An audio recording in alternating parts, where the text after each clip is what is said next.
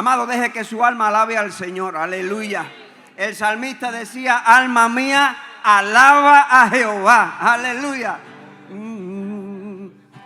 Anhelo conocerte, Espíritu Santo. Anhelo siempre estar cerca de ti. Mas yo sé que te he fallado, tu presencia he descuidado. Ven y limpia todo lo que hay en mí. Anhelo conocerte, Espíritu Santo. Anhelo siempre estar cerca de ti. Mas yo sé que te he fallado, tu presencia he descuidado. Ven y limpia todo lo que hay en mí. Como paloma con tu gracia, hoy desciende. Como aceite derramado, úngeme. Como fuente de agua viva, sacia mi ser. Llama de fuego, ven y purifícame. Aleluya, dígalo alto. Como paloma con tu gracia, hoy desciende. Como aceite derramado, úngeme. Como fuente de agua viva, sacia mi ser. Llama de fuego, ven y purifícame. Como paloma con tu gracia, hoy desciende. Como aceite derramado, úngeme. Aleluya. Como fuente de agua viva, sacia mi ser. Llama de fuego, ven y purifícame. Sopla, Señor, aleluya. Sopla sobre este lugar. Como paloma con tu gracia, hoy desciende. Como aceite derramado, úngeme. Como fuente de agua viva, sacia mi ser. Llama de fuego, ven y purifícame. Llama de fuego, ven y purifícame. Aleluya. Espíritu Santo de Dios, sopla sobre este lugar con poder y gloria. Llena, Señor, abraza, restaura, levanta, ministra, Señor. Hoy reprendemos en el nombre de Jesús todo espíritu inmundo que quiera colarse en este lugar, porque la gloria es para Cristo. Aleluya. La gloria es para ti, Señor. Aleluya. Iglesia, sueñe un momento.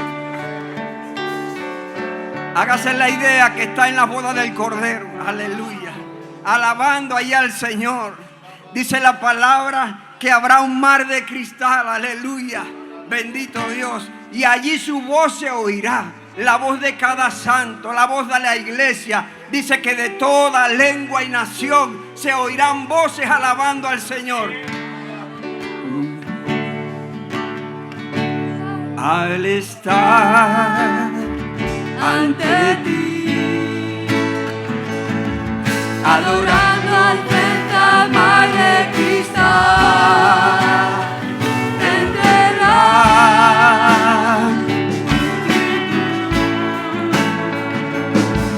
en asombro allí me habré de postrar y mi canto irá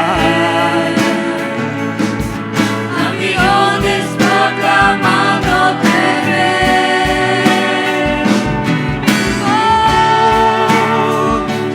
Oirás entre las multitudes cantar.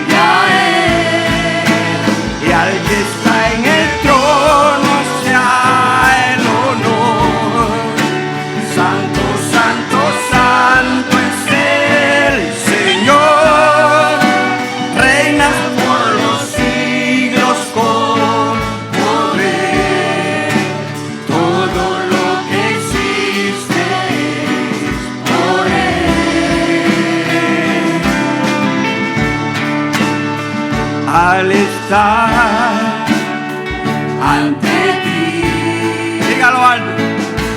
Adorando frente al mar de cristal, entre la multitud, en asombro allí me habré de postrar.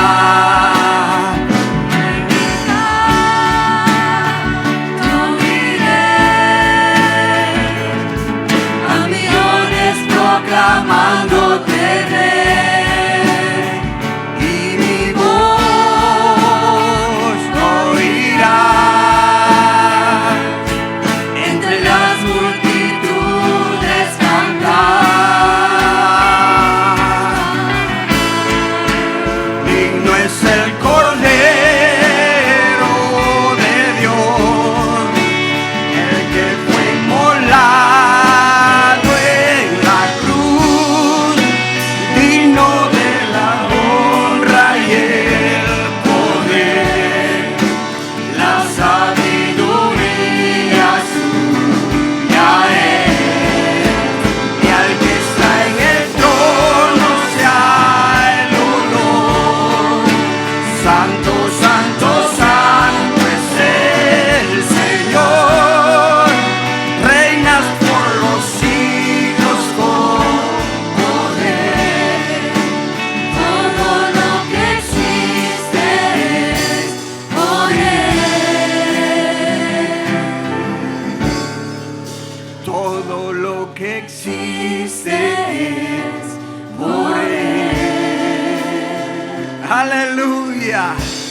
esa multitud de ángeles cantará: digno es el Cordero de Dios, aquel que es capaz de abrir los sellos, de abrir la puerta de entrada al cielo. Aleluya. Usted sabe que cada siervo de Dios, y David fue graduado, dice, en el valle de la sombra de muerte. Y cada ministro de Jesucristo que está aquí presente en esta mañana, de alguna manera Dios lo ha pasado por ahí, por el valle de la sombra de muerte. Y el salmista, inspirado por el Espíritu Santo, escribió la letra de este salmo precioso: alzaré mis ojos a los montes. ¿Qué dice? ¿De dónde vendrá mi socorro? Mi socorro viene de Jehová, que hizo los cielos y la tierra. Aleluya. Alzaré mis ojos a los montes, ¿de dónde vendrá mi socorro? Mi socorro viene de Jehová, que hizo los cielos y la tierra. Aleluya. El que guarda mi alma por siempre te defenderá, no se cansará. El que guarda mi alma de día y de noche, desde ahora y para siempre.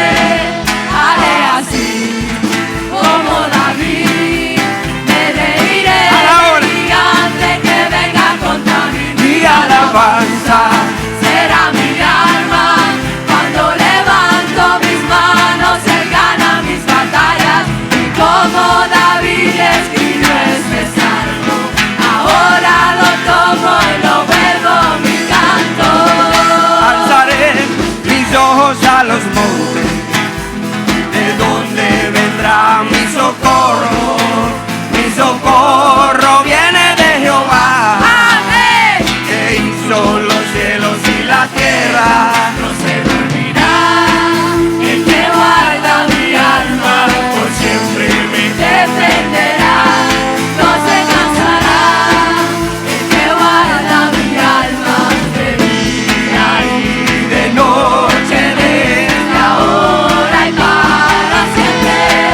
Haré así como David, me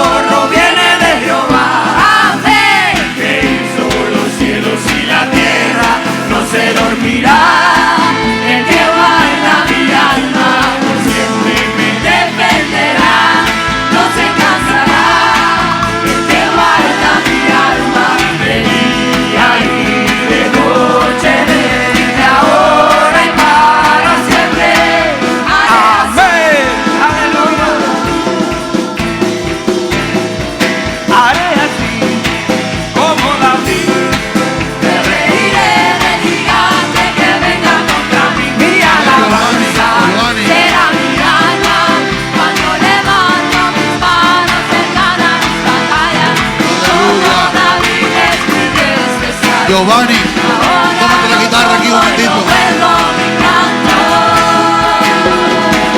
Gracias al agua y pelea mis batallas.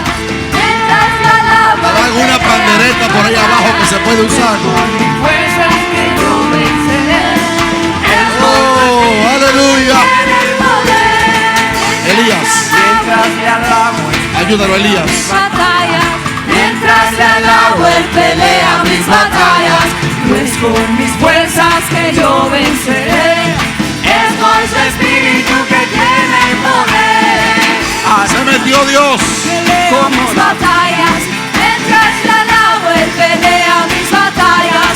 No es con mis fuerzas que yo venceré, es con su Súbele ese espíritu volumen. que tiene el poder.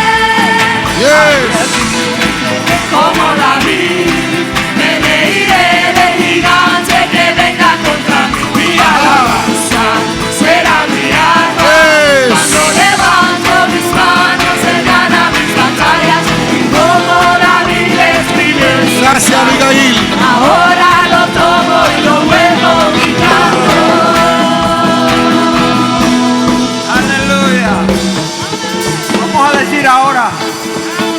Alzaré mis ojos a los montes, de donde vendrá mi socorro.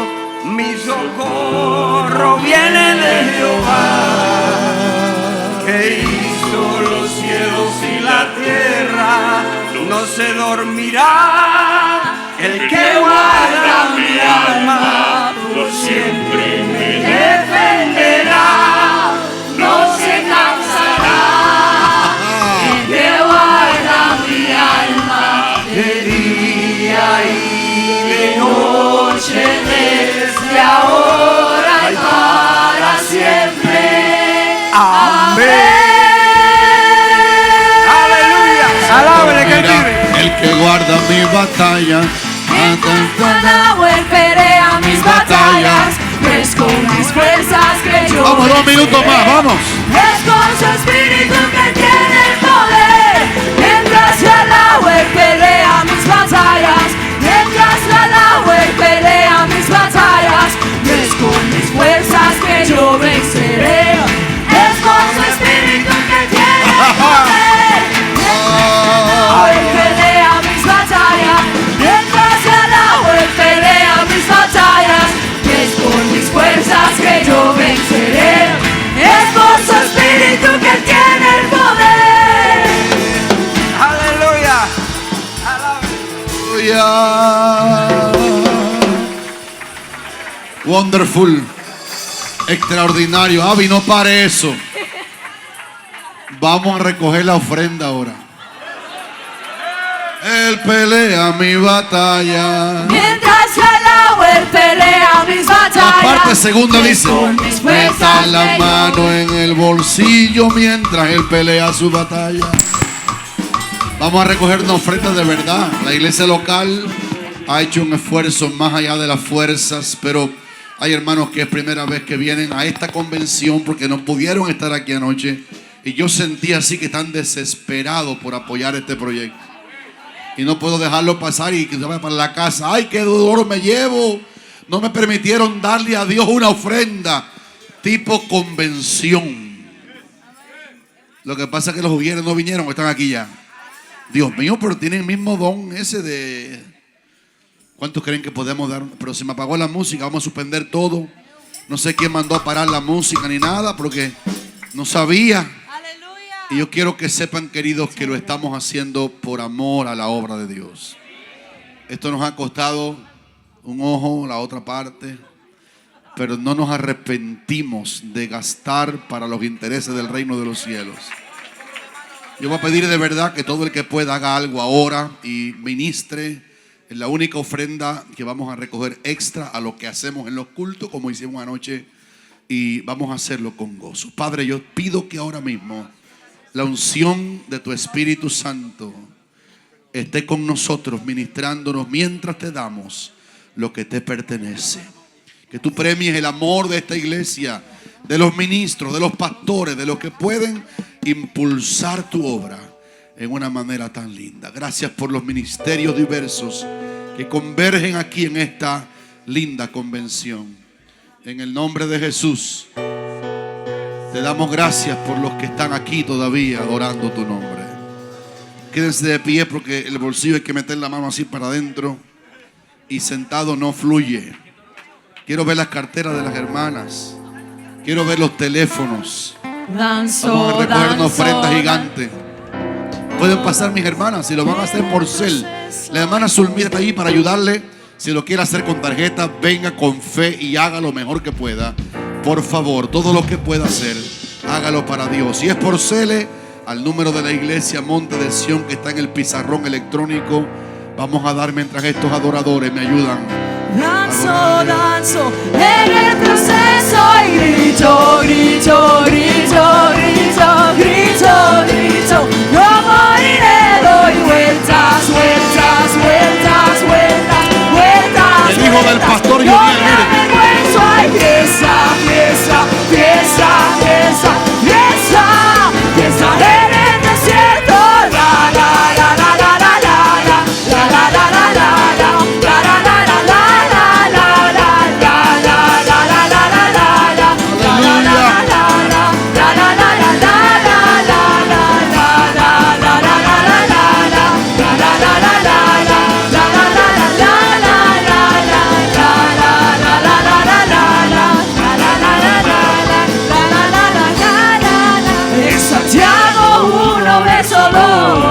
está escrito que tenga gozo y cuando pase por diversas pruebas, porque de allí saldré victorioso.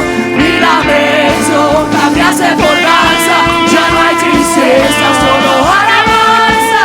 Mi lamento cambiase por danza, ya no hay tristeza. Yo danzo, danzo, danzo, danzo, danzo, danzo. Aleluya. En el proceso y grito, grito, grito, grito, grito, grito. No moriré, doy vueltas, vueltas, vueltas, vueltas, vueltas, vueltas. No me avergüenzo, hay fiesta, fiesta, fiesta, fiesta, Aleluya. fiesta en el desierto.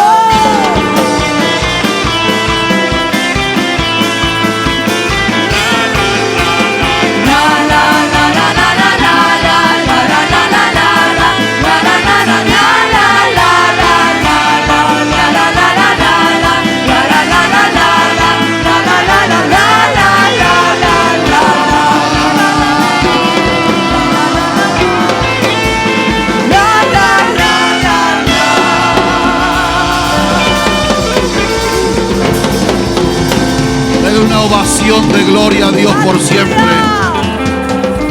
Que lo digan los redimidos del Señor. Es verdad que hay fiesta aquí este día.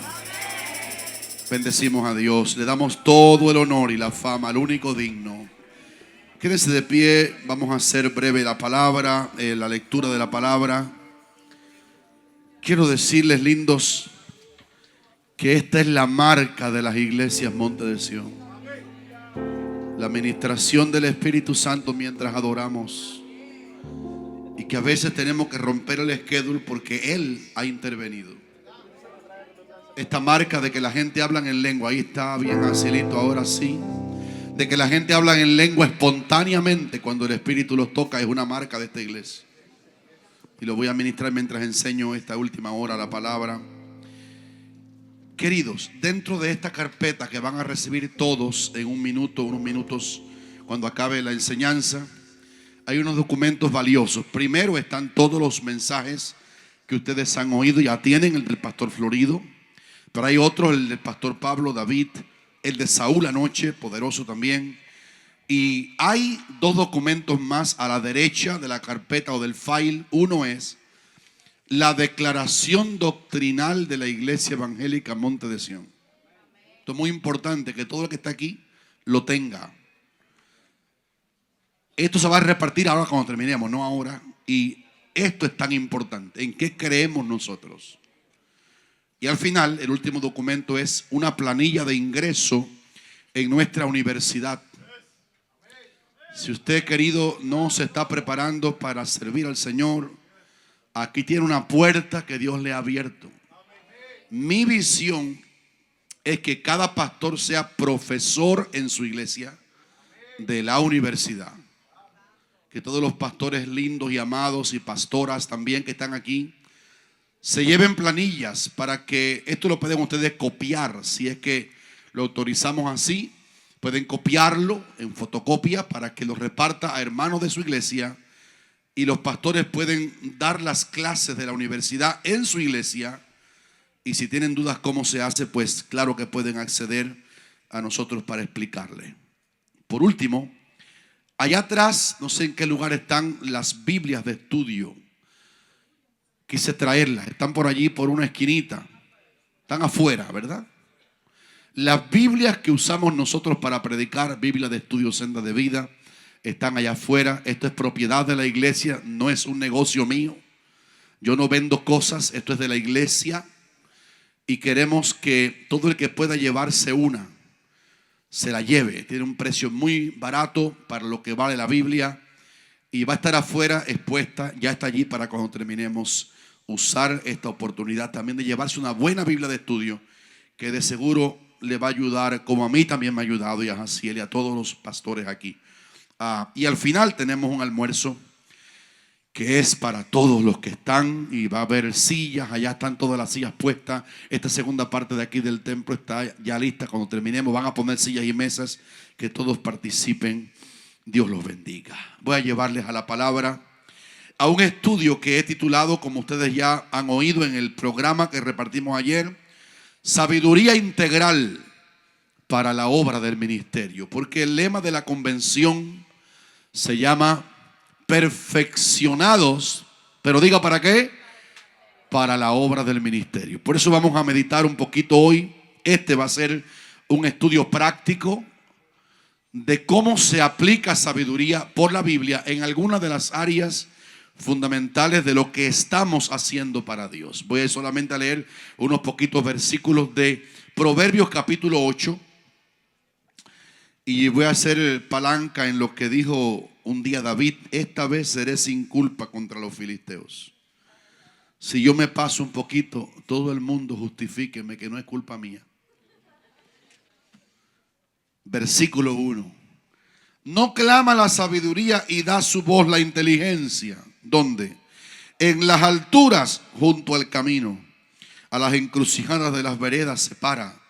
En el lugar de las puertas, a la entrada de la ciudad, a la entrada de las puertas, da voces la sabiduría. Y dice: oh simple, oh vosotros, hombres, a vosotros clamo, dirijo mi voz a los hijos de los hombres. Entended, oh simples, discreción, y vosotros necios, entrad en cordura. Oíd, porque hablaré cosas excelentes.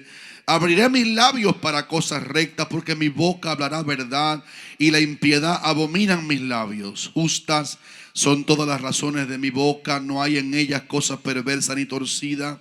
Todas ellas son rectas al que entiende, y razonables a los que han hallado sabiduría. Recibid mi enseñanza, y no plata y ciencia antes que oro escogido, porque mejor es la sabiduría que las piedras preciosas, y todo cuanto se puede desear no es de compararse con ella. Yo, la sabiduría, esto es como Cristo hablando, habito con la cordura y hallo la ciencia de los consejos. El temor de Jehová es aborrecer el mal, la soberbia, la arrogancia y el mal camino, y la boca perversa aborrezco. Conmigo está el consejo y el buen juicio. Yo soy la inteligencia, mío es el poder, dice la sabiduría. Por mí, escuchen qué lindo, por mí reinan los reyes, y los príncipes determinan justicia. Por mí dominan los príncipes, y todos los gobernadores juzgan la tierra. Yo amo a los que me aman. ¿La aman aquí la sabiduría? Y me hallan los que temprano me buscan. Y lo voy a dejar ahí en el versículo 17. Yo amo, dígalo fuerte, yo amo a los que me aman, y me hallan los que temprano me buscan. Padre, todos los que estamos aquí pudiéramos irnos a casa en este momento y pudiéramos hacerlo con la convicción de que ha habido bastante buena ministración de tu palabra. Tan suficiente que sería normal despedir esta convención en este segundo día, pero habernos ido a casa saciado de lo que tus siervos amados ya nos han compartido desde anoche y en todo esta mañana y tarde. Pero me toca hacerlo. Usa mi pequeña vida para que todo esto te honre y podamos saber cómo trabajar en tu reino. En el nombre de Jesús decimos fuerte. Pueden sentarse, queridos. Hemos leído un pedacito de esta porción bíblica de Proverbios, el libro de la sabiduría. Y mientras hablo de sabiduría, quiero definirla porque la gente la mal confunden con conocimiento. Pero sabiduría no es conocimiento. Conocimiento es albergar en nuestra mente todo lo que hemos visto, oído, leemos, tocamos y con lo cual interactuamos para poder aplicar ese conocimiento que hemos recibido. Por eso, como sabiduría no es meramente conocimiento, puede haber una persona muy intelectual, graduado como si fuera en 3 universidades grandes de Estados Unidos o de España, y carecer de sabiduría. Porque sabiduría es la aplicación correcta del conocimiento adquirido. Y una de las peculiaridades de la sabiduría es que no sirve para colgarlo en la pared como un trofeo, porque ahí no es sabiduría. Sabiduría es cuando voy a hacer lo que Dios me encomendó hacer y lo hago bien. Un ejemplo de ello es que la Biblia dice que Jehová con sabiduría fundó la tierra. Cuando Dios fue a establecer la tierra y colgarla sobre nada y hacerla gravitar y dar una vuelta diaria y 365 días al año una vuelta junto con otros 8 globos planetarios. La tierra no sube, no baja, no se mueve, está en órbita. La única criatura que Dios hizo que pierde la órbita es el hombre cuando peca. Y así nacimos todos desorbitados. Pero Cristo nos alcanzó con sabiduría. Hay un versículo en 1 Corintios 1:24 que dice 2 cosas de Cristo. Las dos nos hacen falta. Cristo es poder de Dios, pero también es sabiduría de Dios. Este es el equilibrio. Podemos aprender a cultivar ambas virtudes de Cristo en la iglesia, porque si malo es cultivar sabiduría sin poder y convertirnos en intelectuales, en gente diestra al hacer algo, pero sin el poder del Espíritu Santo, es también grave cultivar el poder sin la sabiduría. ¿Cuántas cosas se han roto porque aplicamos el poder, la unción, los dones, pero nos faltó la sabiduría al hacer lo que Dios nos mandó a hacer? Necesitamos tomar un equilibrio en ambas verdades, en ambas virtudes de Cristo. Y el orden que aparece en ese texto es poderoso. Primero Cristo es poder y después es sabiduría de Dios. Fíjese, cuando la persona se va a convertir a Cristo, lo primero que adquiere no es sabiduría, sino poder para tener la experiencia que solo Dios la puede dar, que se llama: si alguno está en Cristo, nueva criatura es. Que una persona nazca otra vez no es un gesto de aprendizaje de sabiduría, sino es una experiencia con el poder de Dios. Pero después que somos transformados por el poder de Dios, adquirimos sabiduría mientras nos comportamos como discípulos de nuestro maestro sabio y aprendemos de él. Así que hoy quiero hablarles rapidito de 23 aspectos ministeriales en los cuales nos hace falta adquirir sabiduría en lo que hacemos para Dios. Si alguien lo quiere, diga amén. Primero, nos hace falta sabiduría para entender el cristianismo cuadrangular. Dígalo en alta voz: cristianismo cuadrangular. Significa 4. Porque la Biblia establece en la enseñanza general de Cristo que Cristo salva al pecador. Mateo 1:21. Que Cristo sana a los enfermos. Que Cristo bautiza con el Espíritu Santo. Y también que Cristo viene otra vez por su iglesia. Los que son salvos digan: gracias, Señor, que tú eres mi Salvador. ¿A cuántos Él ha tocado en el cuerpo cuando se enfermó? Digan: yo soy testigo de que Él sana. Y si quieres el bautismo en el Espíritu Santo, no se lo puedes pedir al Espíritu Santo, porque el Espíritu Santo no es el bautizador.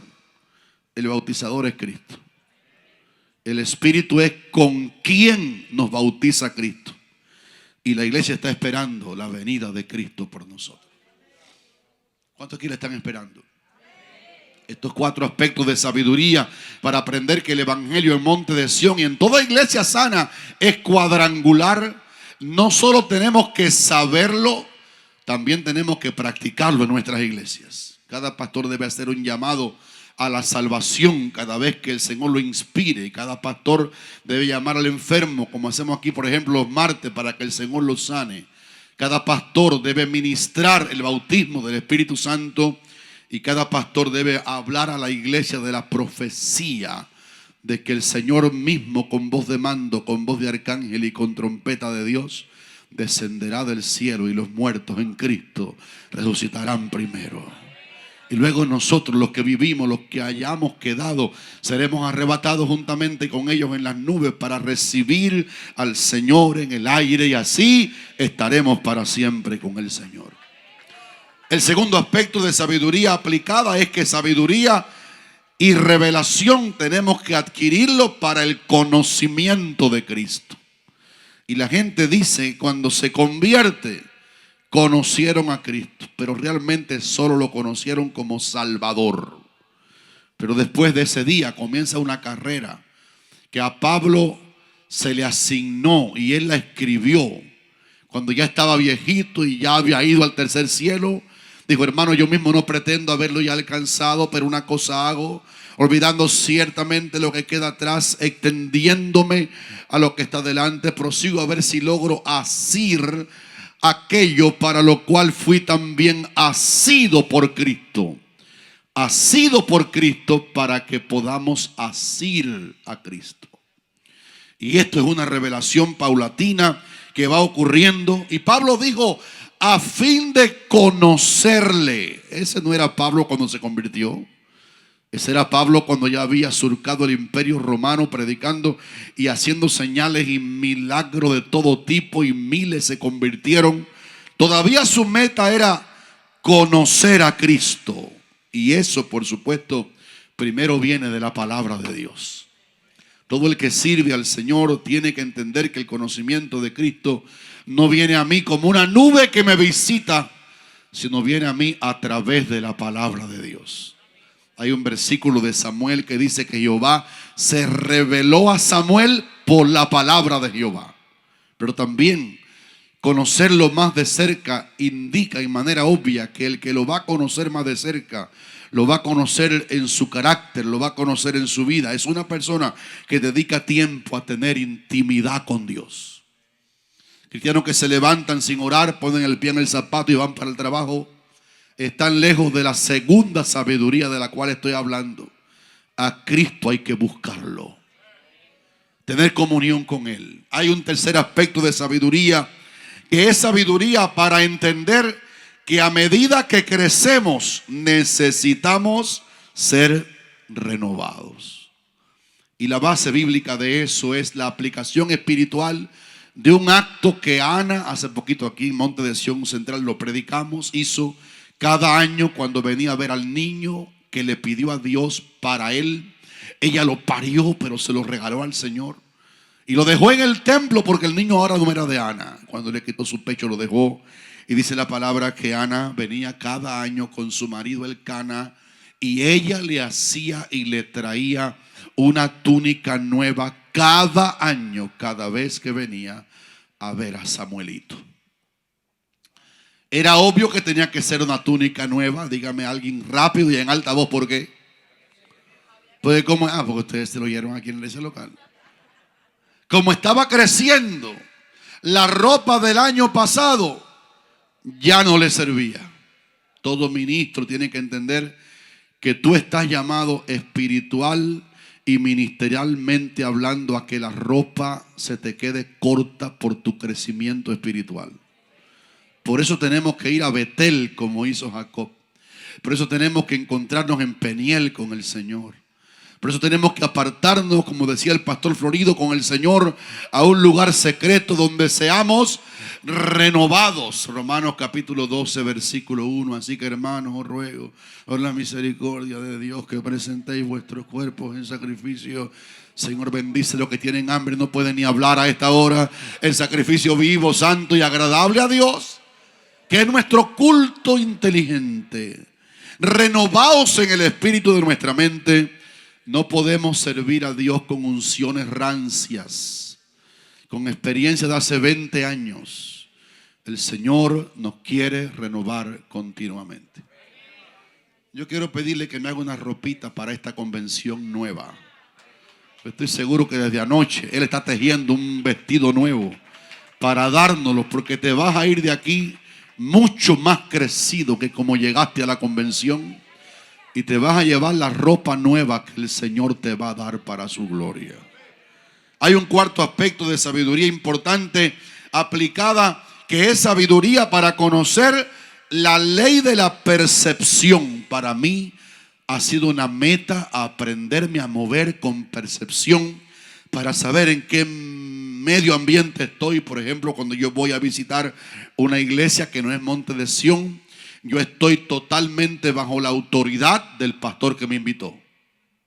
Saber eso es vivir en la sabiduría de la percepción. ¿Dónde estoy? Yo no puedo empujar al pastor que me dio media hora para predicar, 40 minutos o para predicar, o una hora, y tomar 2 horas porque yo soy yo. Si tengo percepción, yo estoy sujeto a la autoridad de esa persona que me invitó a predicar. Y para la percepción hace falta aún para usar, como diremos enseguida, el cronos. Porque cuando hablo de percepción, una de las cosas que me hace falta saber a mí, por lo menos, es saber que yo estoy predicando aquí esta mañana y con percepción sé que estoy siendo mirado por todos. Por tanto, al saber eso, debo modelar de tal manera la vida ministerial y la vida cristiana antes de la ministerial, de modo que mi participación quiera inspirar a alguien, como Cristo dijo a los discípulos en Juan 13:15, porque ejemplo os he dado para que como yo os he hecho, vosotros también hagáis. Jesús sabía que estaba ministrando frente a los discípulos, por eso cuando los mensajeros de Juan llegaron para hacerle aquella pregunta, ¿eres tú el que había de venir o esperaremos a otro? Juan no lo envió sus mensajeros porque tenía duda de que Jesús era el Mesías, porque en el caso de Juan a él le dieron una señal que él marcó. Le dijeron antes de conocer a Jesús: aquel sobre quien tú veas descender al Espíritu y que permanece sobre él, ese es el que bautiza con el Espíritu Santo. Juan nunca dudó porque él pudo ver, y cuando uno ve ya no hay intervención de duda. Él vio al Espíritu. Y Juan apuntó 2 veces a Jesús delante de las muchedumbres y dijo: he aquí el Cordero de Dios que quita el pecado del mundo.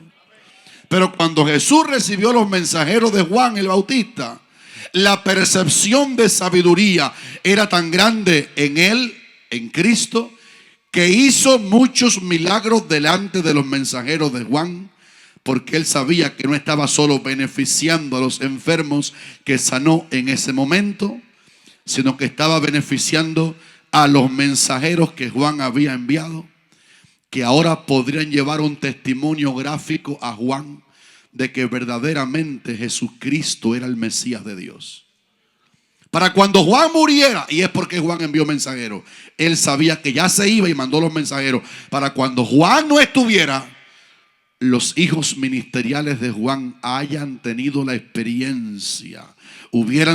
experiencia de que verdaderamente Jesús es el Mesías de Dios. Cuando tengo percepción, así que soy sabio en ello, me doy cuenta cómo soy visto y a la vez conozco el medio ambiente donde me estoy desarrollando ministerialmente. El sentido de la percepción me capacita para saber cómo me ve Dios, cómo me ven los hombres y cómo me veo a mí mismo. El salmista dijo en el Salmo 39:4: sepa yo cuán frágil soy. Saber mi fragilidad es tener sabiduría en el sentido de la perfección, de la percepción. También el sentido de percepción me permite saber cómo me ve la iglesia. Bienaventurados los pastores que tienen percepción de que están ante un rebaño. Pablo dijo a los ancianos de Mileto en Hechos capítulo 20: vosotros sabéis cómo me he comportado entre vosotros. Porque él estaba hablando para despedirse de ellos, y no le dejó una carta, le dejó su vida, como hoy el pastor Antonio decía, le dejó el ejemplo. Hay cosas que uno puede hacer cuando nadie está porque no son pecado, y hay cosas que uno no puede hacer porque no son malas, pero pudieran dañar a un débil que no entiende bien. Un querido pastor hijo me preguntó hace unos días que hay unos 15 por allá por su lugar, y él dice que iban a ofrecer una sidra no alcohólica, y me preguntó humildemente: ¿qué hago, pastor? Si no tiene alcohol, ¿la puedo tomar? Y yo le dije, hablando de percepción, yo no la tomo, porque alguien puede confundir que estoy tomando bebidas alcohólicas, y porque tengo percepción me doy cuenta del medio ambiente en que me encuentro. Y él me dijo: pastor, lo mismo estaba pensando yo. Estábamos en Israel hace unos años y me dolió en la vida que andábamos con personas, algunas de ellas no cristianas, pero conocían la iglesia, y otros recién convertidos, y unos ministros que iban con nosotros tomaron vino en la mesa allá en el mar de Galilea, en el restaurante de Pedro, donde se come el pescado que Pedro supuestamente pescaba, y lo estaban haciendo mal, no solo porque desconocían que la Biblia prohíbe el vino como una bebida que se puede tomar, pero también porque no tenían percepción. Y yo sentí que ese día fustigaron a débiles en la fe por falta de la sabiduría en el sentido de percepción. Por eso un pastor, cuando llega al templo, al servicio, debe arrodillarse, no porque no se puede orar de pie, no porque no se puede orar sentado, sino porque él sabiamente se da cuenta que los demás le están mirando, y si el pastor se arrodilla, la iglesia será una iglesia de oración.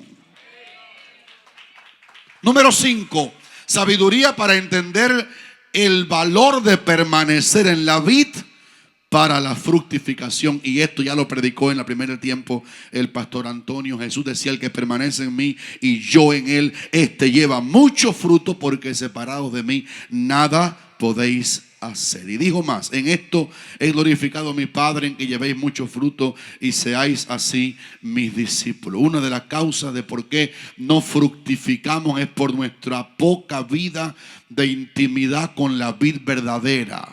Un pastor, un ministro, un obrero laico de la iglesia que tiene mucha comunión con Cristo será una persona que vivirá en fructificación, porque la vid es la que da el fruto.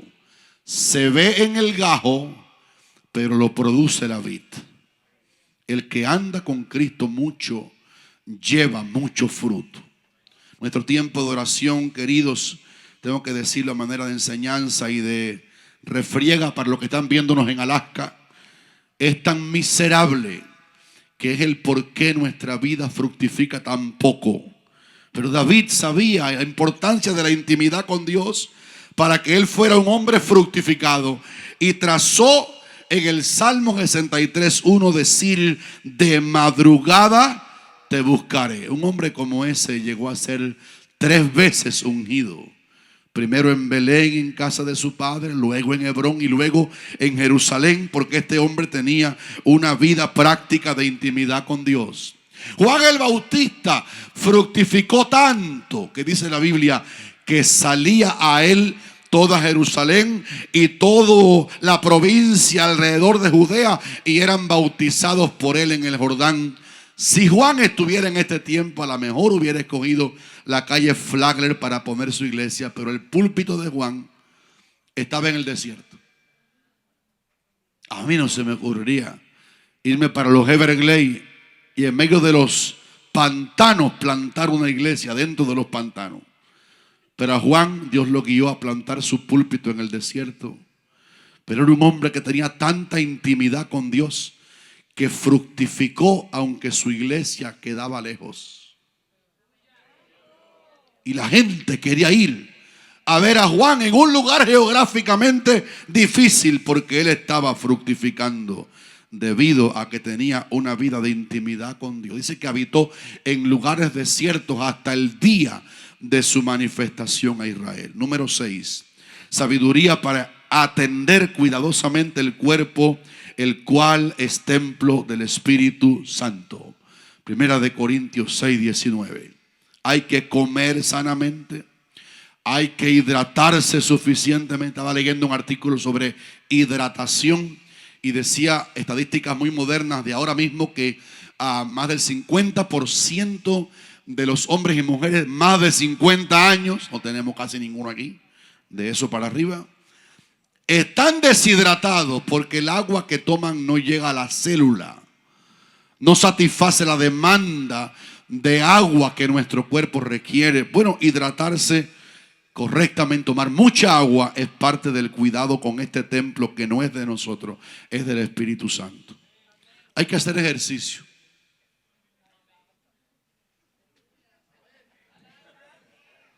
Haga un poquito si puede para que su hermano vea que es verdad. Hay que descansar.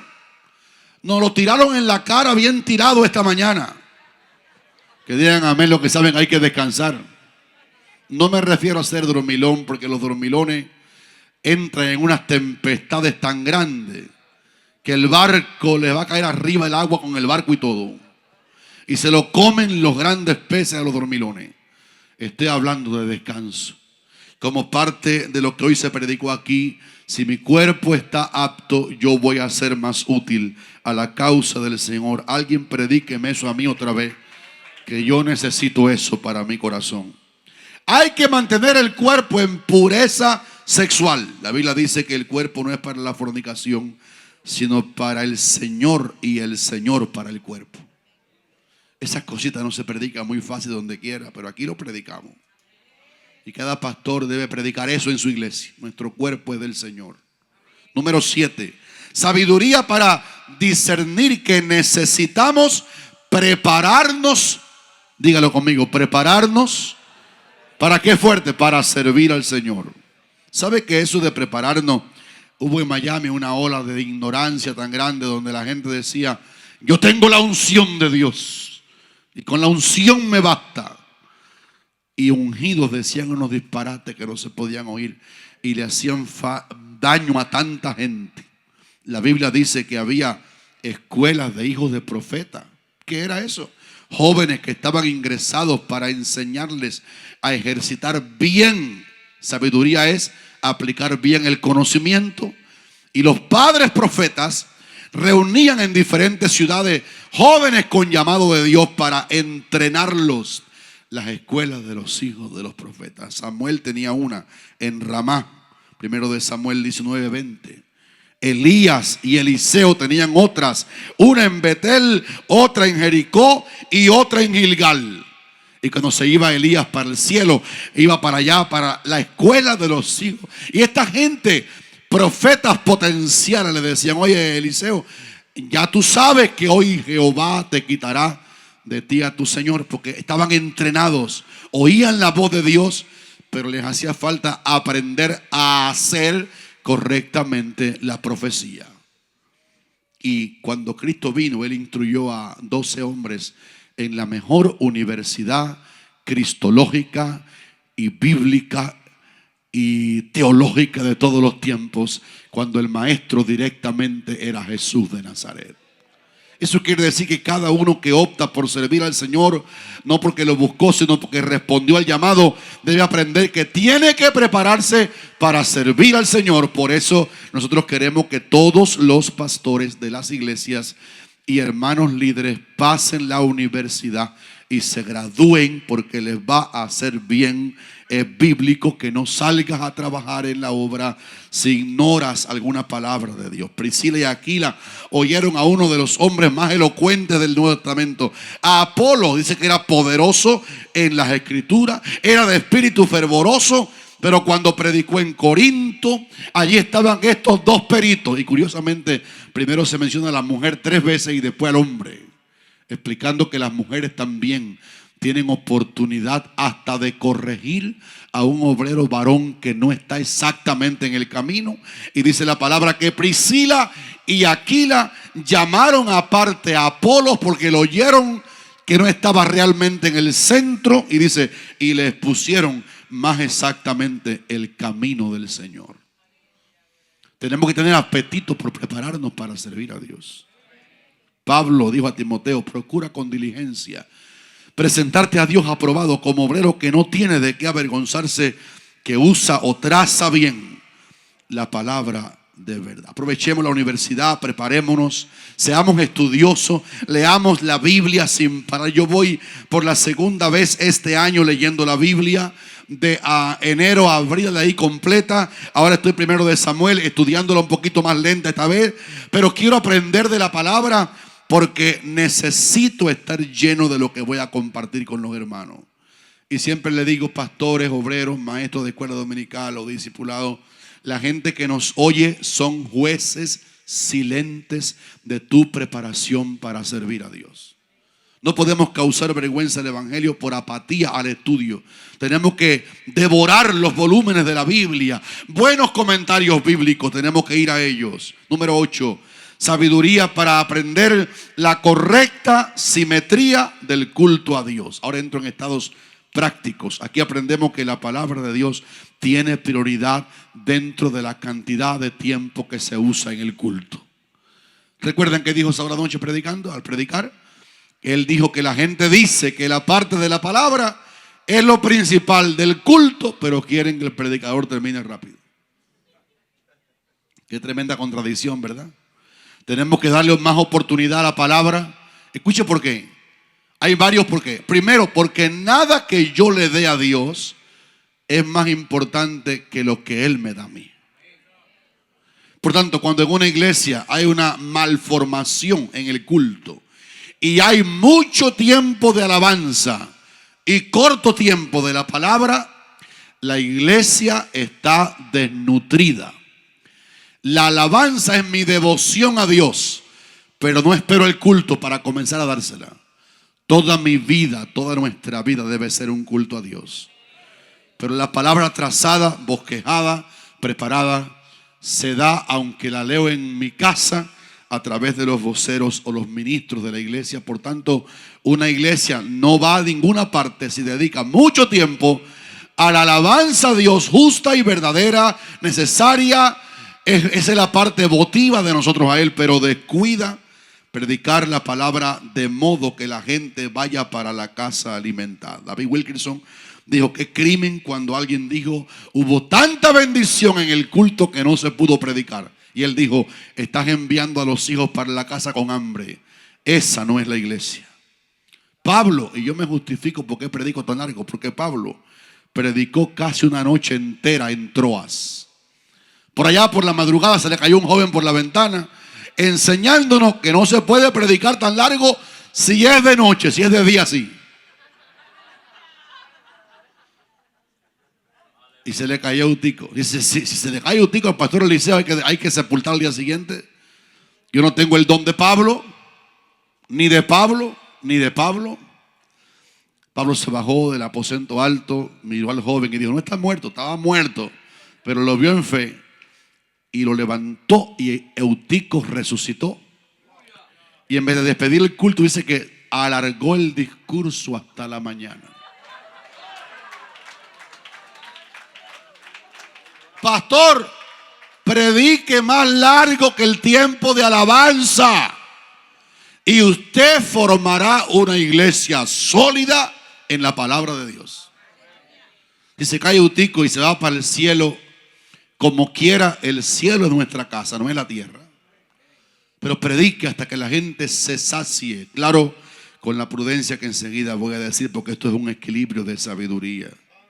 Un servicio en la sinagoga judía Dice la palabra que comenzaba así y continuaba así. Dice, y después de la lectura de la ley y de los profetas, leyeron la Biblia, los principales de la sinagoga mandaron a decirle a Pablo y sus compañeros: varones hermanos, si tenéis alguna palabra de exhortación para el pueblo, hablad. Era un culto breve al principio, pero con una abundancia. Yo imagino a Pablo predicando en esas ciudades. Cuando abría la boca era como un manantial que salía alimentando gente, sobre todo preparando obreros. Una vez yo estaba aquí en Miami y un pastor de un corte más bien bautista me dijo: yo quiero que vengas y prediques. Yo estaba de visita aquí, viviendo todavía en Cuba, y él me dijo, cuando me acerqué al púlpito, me dijo: tienes 15 minutos. Y yo, con la ley de la percepción activada, me di cuenta que no podía predicar 16 porque yo estaba debajo de la cobertura de un pastor ajeno. Yo era un irrespetuoso si predicaba 20 minutos. Así que, sin entender tal barbaridad, habían cantado como una hora. Me dijo: 15 minutos. Y yo, enojado, prediqué 15 minutos. Era una unción de genio que tenía ese día. Cuando entregué el micrófono, como tenía que hacerlo con ley de percepción, él dijo: hermano, gracias, pastor Eliseo, ahora ya atrás tenemos el cumpleaños de Juanita y han traído un cake para compartir. Yo me quedé en el cumpleaños sin ser invitado. Yo quería ver cuánto duraba el cumpleaños. Después de una hora comiendo dulce y tomando refresco, que eso es bueno para la diabetes, despidieron aquella reunión de cumpleaños y aplastaron la palabra que traíamos para predicar. Hay que decir conmigo en alta voz: eso no se hace. Dígalo fuerte: eso no se hace. Hay que aprender a hacerlo correctamente. Número 9, sabiduría para hacer correctamente un culto de oración y de ayuno. El culto de ayuno comienza a 9 de la mañana, por ejemplo, y termina a las 11. Un culto de ayuno y oración no comienza igual que un culto público, por ejemplo, aquí de martes o de viernes o de domingo.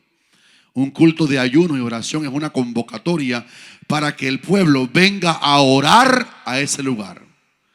Por eso normalmente, sabiamente hablando, un culto de oración y ayuno no comienza con que a las 9 de la mañana esté el director de ese departamento o ministerio aquí al frente leyendo la palabra, orando una oración de apertura y viene un tiempo de alabanza. Normalmente así eso está mal. Un culto de oración y ayuno es una convocatoria para buscar a Dios. Debiera comenzar con media hora, de 9 a 9 y media, la gente orando, bramando como el siervo, clamando, intercediendo, abriendo espacio para que el pueblo esté orando en acuerdo. Alguien con un micrófono orando por la ciudad, por las misiones, por el ministerio, los demás apoyándolo con su amén. Y después que se logró un tiempo bueno de oración, entonces vienen y abren la palabra y leen y adoran con cánticos al Señor, porque esa es una convocatoria del pueblo para orar a Dios. En estos días grabamos un pequeño short de una de las predicaciones de los martes, entendiendo que se puede orar cantando. Dice Hechos 16:25 que a medianoche, orando Pablo y Silas, cantaban himnos a Dios y los presos los oían. Hay himnos que son oraciones, hay oraciones que son himnos. Así que después de los clamores, hacemos clamores como hacemos aquí, por ejemplo, los martes, un tiempo de oración de 7:30 a 8, comenzamos 8 en punto porque ya se oró un poco, damos un tiempo devocional y luego juntamos grupos pequeños en nuestras congregaciones que oren, activando que todo el mundo se meta a orar, porque al hacer un grupito pequeño en la congregación, o sea, hay 30 hermanos, pero hay 6 grupitos en un tipo de culto de oración. Todos esos 5 de cada grupo están orando en alta voz y todos están participando, pero el que dirige debe trazar por qué orar. Yo conocí culto de oración y comenzaban bien, aparentemente la gente orando, pero uno oraba por el carro, otro oraba por el jabón que no había, otros oraban por la comida que no había, otros oraban y estaban orando por sí mismos, y eso no es un culto de oración organizado. Te falta algo, pídeselo al Señor en tu vida privada. Pero el culto de oración en la iglesia ora por los intereses de Dios. Y después viene el ministro y da un estudio llamativo. Por ejemplo, si es una iglesia organizada como son las de Monte de Sión, el pastor inteligente en el culto de oración prepara el mejor mensaje.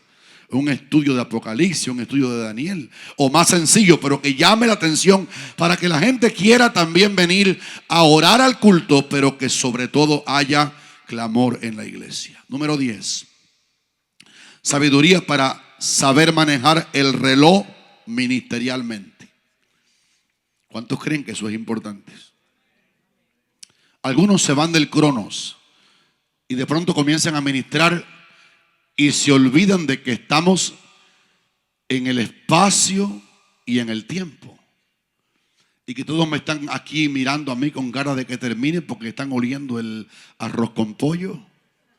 Y yo debo manejar el reloj ministerialmente. La Biblia da a entender que Dios, aunque vive en la eternidad, también trabaja en el tiempo. Dice Gálatas capítulo 4, versículo 4, cuando vino el cumplimiento del tiempo, Dios envió a su Hijo, nacido de mujer y nacido bajo la ley, cuando vino el cumplimiento del tiempo. Véase que Dios no habita en el tiempo nuestro, Él habita en el kairos, Él habita en la eternidad, pero se mueve en el tiempo cuando tiene un plan con la tierra. Y cuando llegó ese cumplimiento, Dios envió a su Hijo. La Biblia da mucho detalle de la hora. Por ejemplo, el Señor sanó a un siervo de un centurión dando la palabra de orden. Ve, le dijo al hombre, y como tú has creído, te sea hecho. Dice la Biblia que el hombre se fue y creyó la palabra. Y cuando llegó a su casa, le salieron a recibir la familia, los mensajeros, y le dijeron, Él está bien. Aquel por quien pediste oración a Jesús está bien. Y el hombre preguntó, ¿a qué hora le dejó la fiebre? Dijeron, ayer a las 7 le dejó la fiebre. Entonces hay que aprender como pastores a trabajar en el tiempo.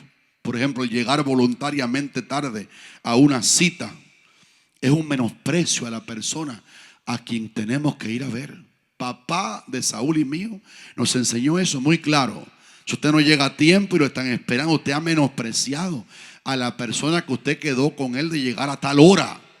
No podemos ser ministros y vivir fuera de horario. Tenemos que aprender a manejar ministerialmente el reloj. Por ejemplo, el culto no puede comenzar cuando la gente llega. Ahora le pregunté en un país que yo estuve hace poquito a la gente, hermano, ¿y ustedes a qué hora comienzan el culto? Dicen, más o menos. Siempre esperaba un poquito que la gente llegue. Eso es falta de reloj ministerial. El pastor debe darle honra a su congregación. Si hay un culto que es a las 8, no debe comenzarse a 8:15, porque eso le falta el respeto a la iglesia. Y por eso tenemos que tener un horario, saber manejar. Eso tiene que estar en la mente del pastor, en la mente de los que dirigen un grupo. Llegar a tiempo hace que no nos relajemos en el sentido del compromiso. Número 11. Sabiduría en entender la misión centrífuga que Cristo asignó a la iglesia. ¿Qué es misión centrífuga? Es el contraste o la diferencia de Israel en el Antiguo Testamento y Cristo en el Nuevo Pacto, porque en el Antiguo Testamento, antes que Cristo viniera, muriera y comisionara a sus discípulos a predicar, Israel era un centro. El que se quería salvar, el que quería orar, tenía que venir al centro, que era Israel. El eunuco etíope parece que vino bajo leyes anteriores de Etiopía a adorar cuando ahora podía adorar en Etiopía. Y parece que no lo dejaron entrar al templo porque bíblicamente los eunucos bajo la ley no podían entrar al santuario interior. Y él volvió para su tierra montado en un Toyota, leyendo al profeta Isaías. Y Dios había mandado a Felipe que le fuera a predicar a un hombre que Felipe nunca había visto. Ustedes conocen la historia.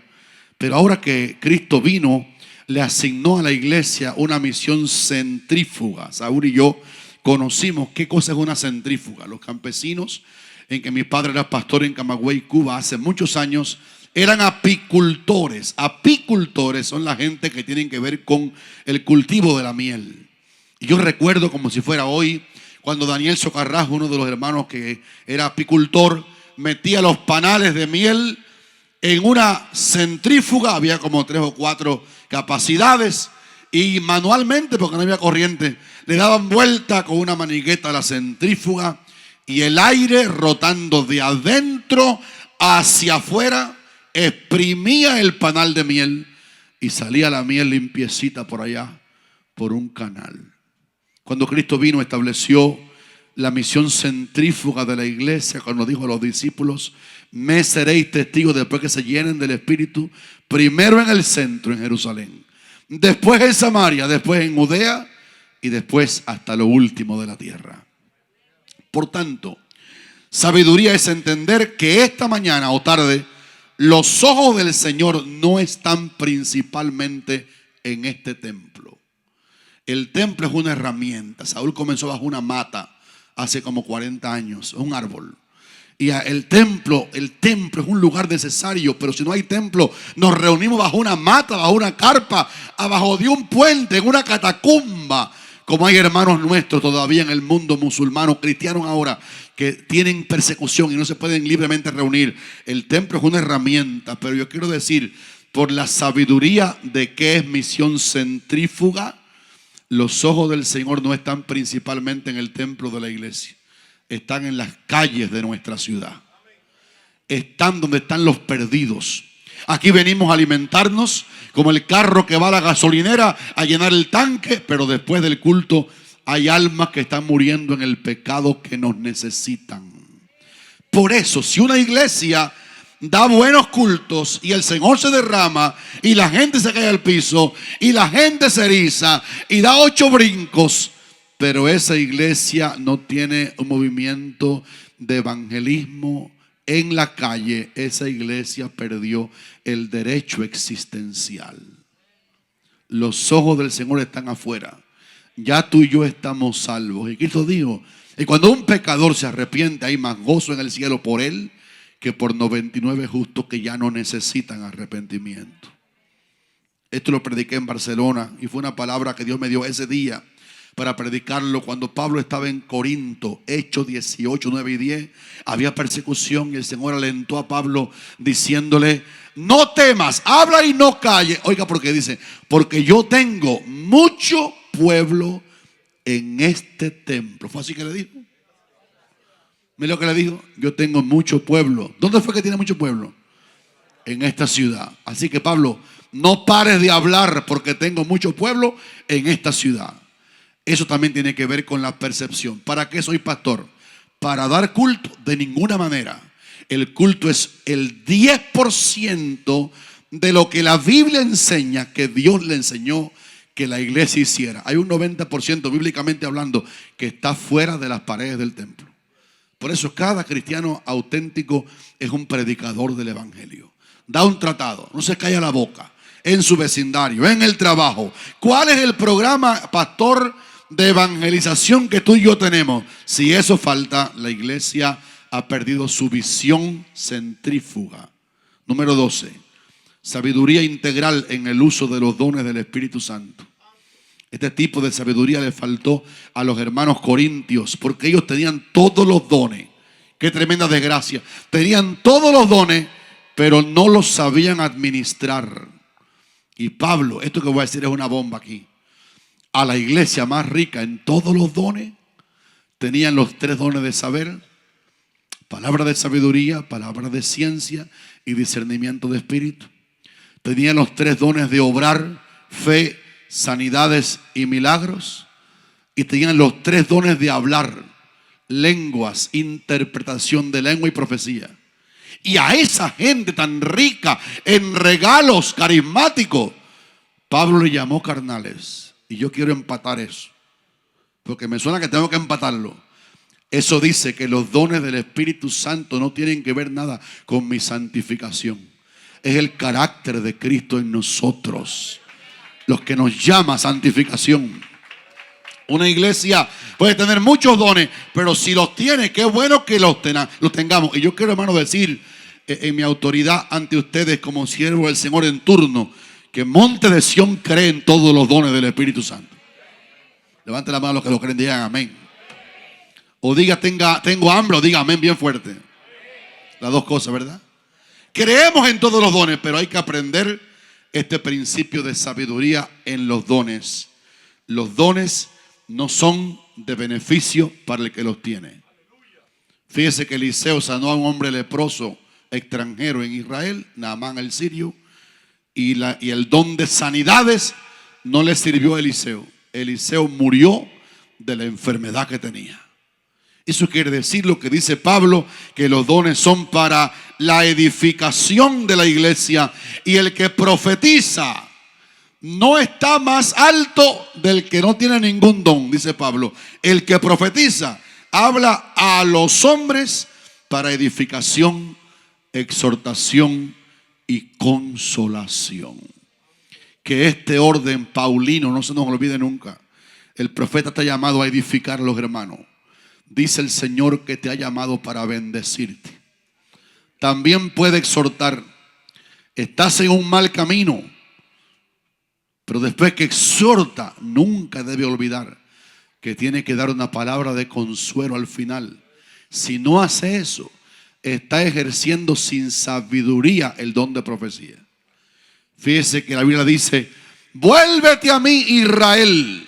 Si entresacare, oh Jeremías, lo precioso de lo vil, serás como mi boca. Quiere decir, hay exhortación, pero luego tiene que haber una palabra de ánimo que diga: pero si te vuelves al Señor, el Señor te va a ayudar. Número 13. Sabiduría al dirigir las alabanzas de la iglesia. Asuntos prácticos. Al dirigir las alabanzas de la iglesia es importante que el director adore a Dios, pero también debe mirar a la congregación y no descuidarla mientras él está guiando a otros para adorar a Dios. Hemos visto el error de hermanos que cierran los ojos al dirigir las alabanzas y están ahí adorando a Dios. No adorando a Dios, fueron llamados para guiar al pueblo en la alabanza, y ellos, los directores de alabanza de ese culto, cierran los ojos todo el tiempo y cantan y cantan. Se supone que la iglesia está siguiéndolo, pero él no está allí solo para adorar, está allí para captar si todos están haciendo lo que él está haciendo. Por tanto, dice la Biblia que Débora en Jueces 5:2 le dijo a Israel: load a Jehová. Y también el Salmo 95, venid. Este es el que está cantando las alabanzas aquí como director de la alabanza. Venid, adoremos. Está hablando con la gente que está frente a él. Venid, adoremos y postrémonos. Eso no lo puede decir con los ojos cerrados el que dirige la alabanza, porque si lo dice así es una contradicción. Venid, adoremos y postrémonos. No, venid, adoremos, postrémonos. Dele un aplauso con la boca abierta al Señor. Él debe adorar, pero saber que no está allí para adorar solo, está allí para invitar a la gente que conscientemente hagan lo que él también está haciendo. Importante la enseñanza que siempre digo, la voy solamente a repetir, pero todos la saben. Nuestros aplausos no son una alabanza en sí misma, porque las manos no respiran. La iglesia mundial ha cambiado la expresión de alabanza por un aplauso. Todo inconverso puede dar un aplauso, y si le piden que se lo dé a Dios, también se lo da sin ser redimido. Pero ningún converso puede abrir la boca y glorificar a Dios, porque para llamar a Jesús Señor hay que hacerlo por el Espíritu Santo. Por tanto, la palabra dice en el Salmo 98:4: cantad alegres a Jehová toda la tierra, levantad la voz y aplaudid y cantad salmos. Entonces, pastor, líder, no le diga a la gente: aplaudan al Señor, porque eso un inconverso lo puede hacer. Deje que la gente aplauda cuando el Espíritu lo guía, pero que el aplauso no sustituya la alabanza, porque mis manos no respiran. Dice la Biblia: todo lo que respira, alabe al Señor. Que el que dirige la alabanza entienda que él no está allí solo para cantar, sino para hacer que la gente adore. Número 14. Sabiduría al ser músico en la casa de Dios. Sabiendo esto que le voy a decir despacio para que cuele en el corazón: Dios no unge instrumentos musicales. Esa guitarra no está ungida por el Espíritu Santo. Ese piano no está ungido por el Espíritu Santo. Dios no unge instrumentos físicos, musicales, ni aún propiamente Dios unge la música. Ni el instrumento musical está ungido, ni la música está ungida, pero el músico tiene que estar ungido. ¿Cuántos han disfrutado hoy la unción de los músicos y adoradores de esta iglesia? Levanten la mano sin artritis. Ha habido un mover del Espíritu, no porque la guitarra del pastor Eliel está ungida, porque por decirte la guitarra de Eliel no va al cielo. Qué pena me da con tu guitarra, pastor Eliel. No se va a salvar. Y mire que adora el pastor con su guitarra. Por eso Dios no unge los instrumentos, Dios unge al músico. Y cuando el músico está ungido, la instrumentación que hace ese ungido sale con la unción que tiene el músico. Entonces los espíritus malos huyen del ambiente. David tocaba el arpa y Saúl estaba mejor del espíritu que Dios le mandó para que lo atormentara.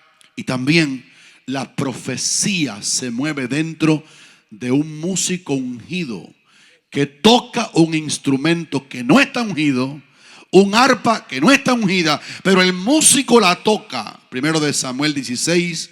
La palabra dice que Eliseo profetizó, segundo de Reyes 3:15, Eliseo profetizó llamando antes de profetizar a un tañedor. Un tañedor es un músico, no solamente que toca el tambor, uno que toca un instrumento. Dice que mandó Eliseo, llámeme un tañedor, dice. Y mientras el músico tocaba, el Espíritu de Dios vino sobre Eliseo y profetizó una gran victoria que venía para el pueblo de Israel.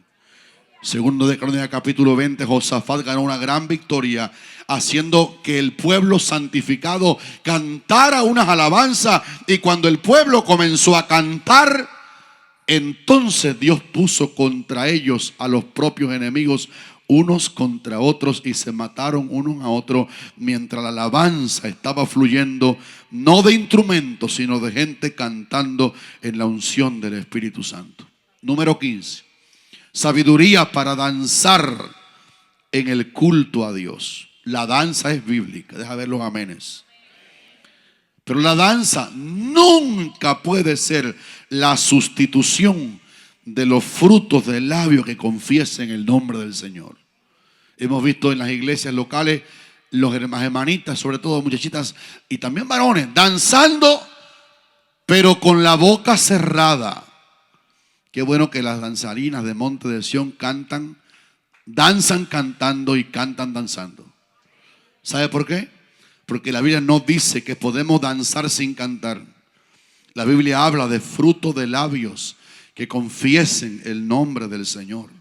Así que todos los que danzan deben a la vez cantar la alabanza que está acompañando con la danza. El salmista en el Salmo 150 dijo: todo lo que respira alabe al Señor. Y una de las modalidades es alabarlo con pandero y danza. Lo voy a decir despacio: alabadle con, diga conmigo, con pandero y con qué más. Así que el pandero no es el que alaba, ni la danza es la que alaba.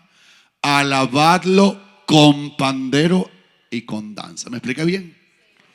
Porque la danza puede ser un movimiento correcto del cuerpo bíblicamente, pero que siempre debe tener primero que todo una alabanza a Dios. Muchas de las danzas bíblicas fueron acompañadas con el cántico. Éxodo capítulo 15, cuando pasaron el mar rojo, María, la hermana de Aarón y de Moisés, María la profetisa, tomó un pandero, y también las mujeres de Israel, y comenzaron a alabar a Dios y a cantar aquel cántico de Éxodo capítulo 15.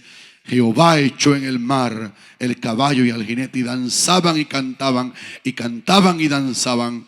Los que van a danzar tienen que entender que si la boca se cierra, están sustituyendo la alabanza por un movimiento corporal. Ambas cosas tienen que estar activas. Número 16. Sabiduría en el trabajo como ujier de la iglesia.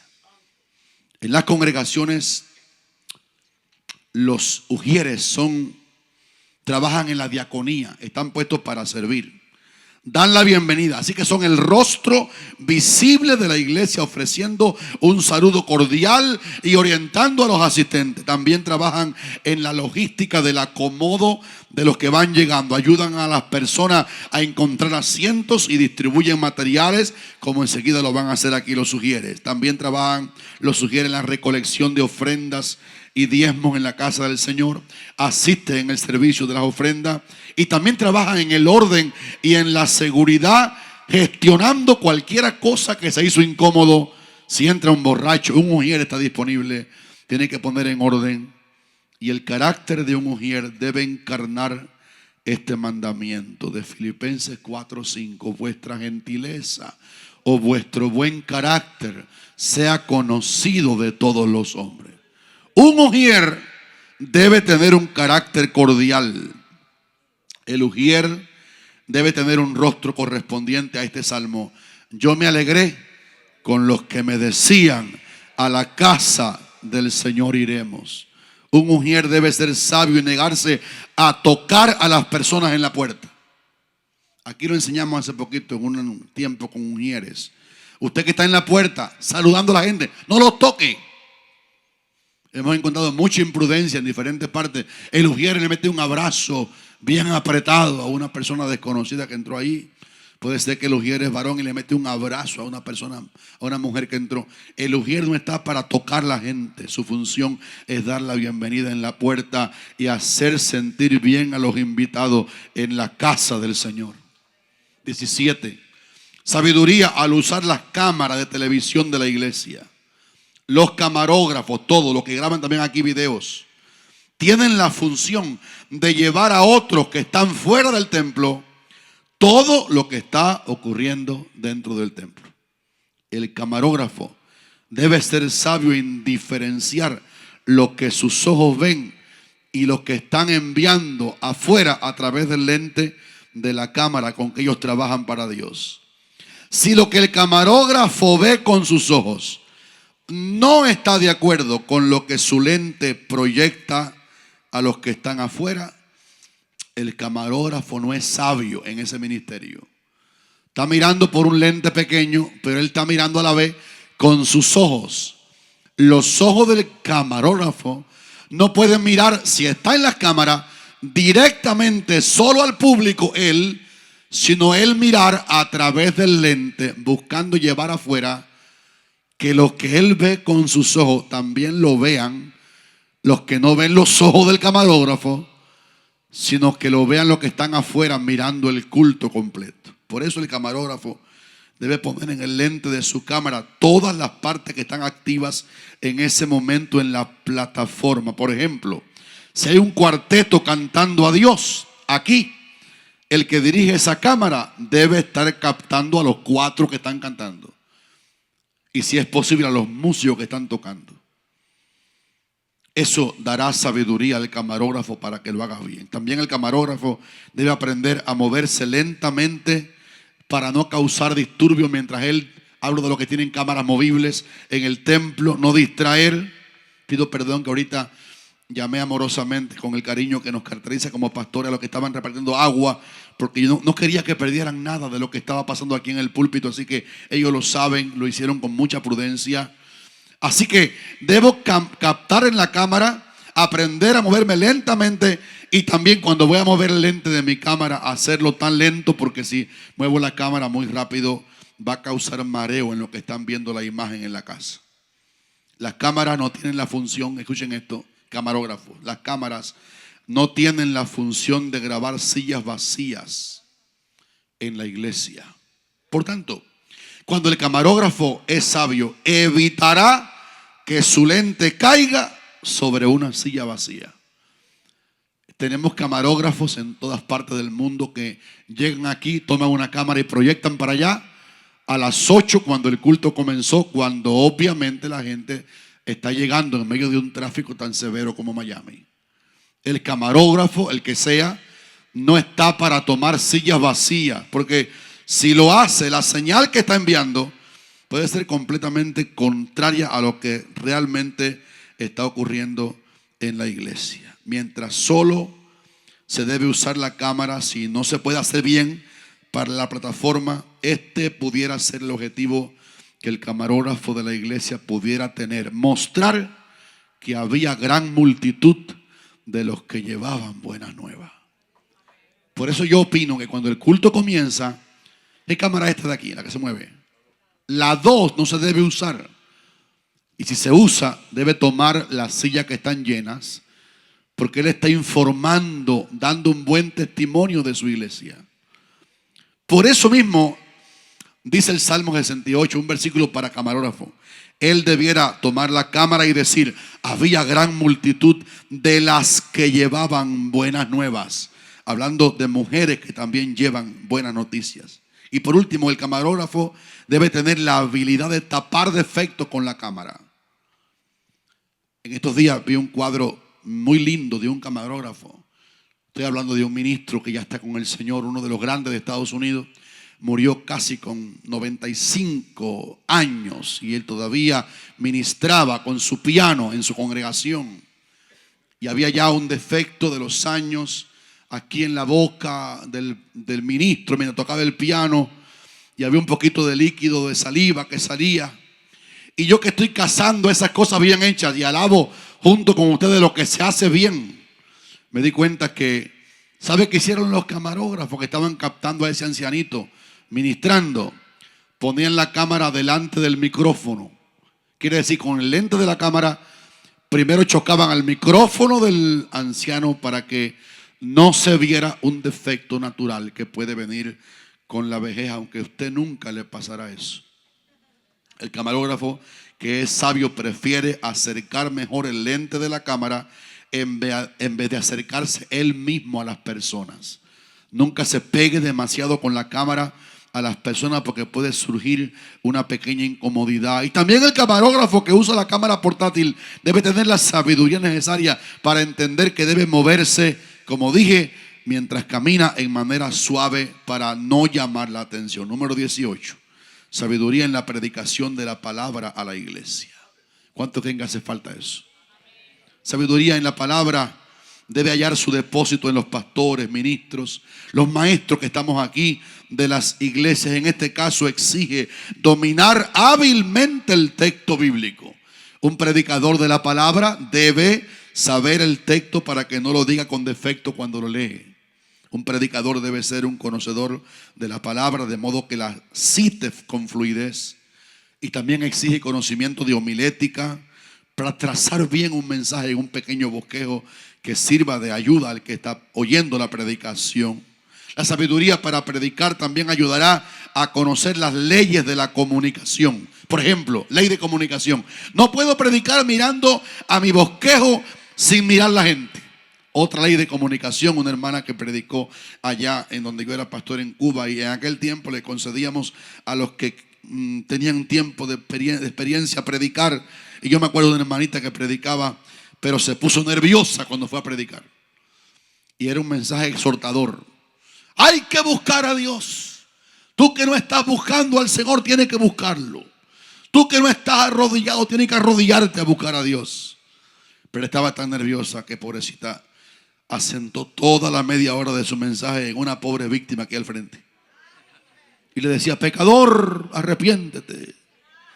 Tú que andas en malos pasos, suelta ese camino pecaminoso y busca a Dios. Y temblando predicaba, pero estaba nerviosa y solamente miraba a una persona.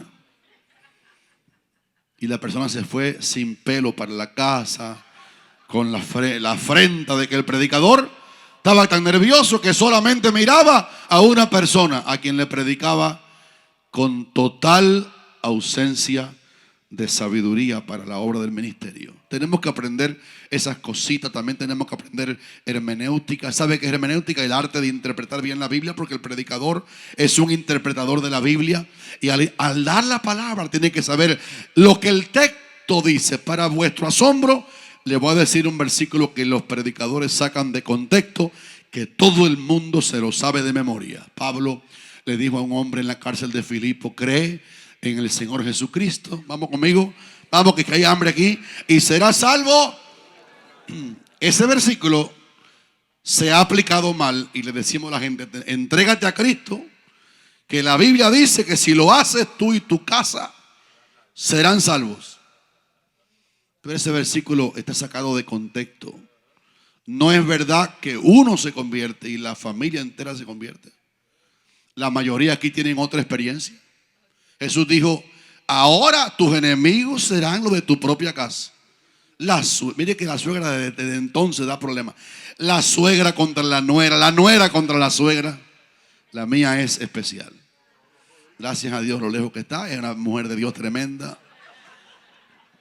Y dice la pastora: la tuya también está lejos. Yo la pongo ahí, la pongo rojiza. Ese versículo mal usado, ese versículo no es aplicable a que alguien se convierte y la familia viene completa detrás. No es verdad. Eso no es la experiencia real. Lo que sí quiere decir es que usted será una influencia para su familia, una influencia positiva. Lo que Pablo está diciendo aquí es que Pablo se lo dijo al carcelero de Filipos y le dijo a él: tú crees en el Señor y toda tu casa se va a salvar. Porque Pablo obviamente era un profeta de Dios y estaba viendo lo que esa noche iba a pasar. Después del temblor las cadenas se caen, el hombre se va a matar. Pablo: no te mata, estamos todos aquí. Y él pregunta: ¿qué debo hacer para ser salvo? Cree en el Señor y serás salvo tú y tu casa. Y así fue. El hombre llevó a Pablo a su casa y le lavó las heridas a Pablo y a Silas. Y parece que en esa casa Pablo ministró la palabra y esa noche toda la familia se convirtió y se bautizó. ¿Qué les parece? Un mensaje con una hermenéutica correcta que no saca de contexto. También uno que predica debe saber diferenciar qué es un sermón textual, qué es un sermón expositivo y, por ejemplo, qué es un sermón temático. Hoy estoy predicando aquí un sermón temático: sabiduría integral para la obra del ministerio. ¿Qué es un mensaje textual? Tomar un versículo. Mira el ejemplo, Hechos 2:42, un texto rico. Y perseveraban en la doctrina de los apóstoles, en la comunión unos con otros, en el partimiento del pan y en las oraciones. Un versículo que tiene 4 divisiones ya hechas en el versículo. ¿Qué es un sermón expositivo? Tomar un trozo un poquito más grande que un solo versículo y predicarlo en el mismo orden que el Espíritu lo inspiró al escritor. Una práctica de eso, Mateo capítulo 5. Tome las bienaventuranzas y predíquelas sin cambiar el orden, cada una de ellas como el Señor las predicó. Hay que también diferenciar qué es predicar y qué es enseñar, porque mucha gente no lo sabe. Hay una diferencia grande entre predicar y enseñar. Por ejemplo, predicar es hacer un anuncio acerca del evangelio. Dice la palabra en Hechos 4:33: y con gran poder los apóstoles daban testimonio de la resurrección del Señor Jesús. La predicación es encender un fuego en el que oye. Aquí han predicado la gente con el fuego del Espíritu cada vez que lo han hecho aquí en la convención. Pero enseñar es tomar los misterios de Dios y expresarlos claros en un lenguaje que todo el mundo lo pueda entender. Tomar un misterio de la Biblia y explicarlo. Una vez invité a un hombre que aquí los pastores lo conocen, los de Cuba, y ese hombre era un erudito, hasta hace poco está en el cielo. Y cuando él terminó aquella conferencia de la universidad que lo invité a predicar en nuestra universidad, los hermanos me dijeron sólidos: pastor, qué bueno estuvo lo que el hermano compartió. Yo no entendí nada, pero estuvo buenísimo. Porque el tipo tenía un nivel tan alto de lenguaje que nadie lo entendía. Si el maestro va a enseñar, tiene que hacerlo en un lenguaje que la gente lo pueda entender. Ahora en Cuba me enteré de un ministro que era muy elocuente, era un maestro casi único. Y un día, Efraín Paz, un pastor cubano, amigo nuestro, lo invitó de campaña a su iglesia. Y él predicó, pero el tipo era un erudito y parece que no tenía la ley de la percepción clara y no entendía que los que estaban mirándolo no tenían su mismo grado cultural.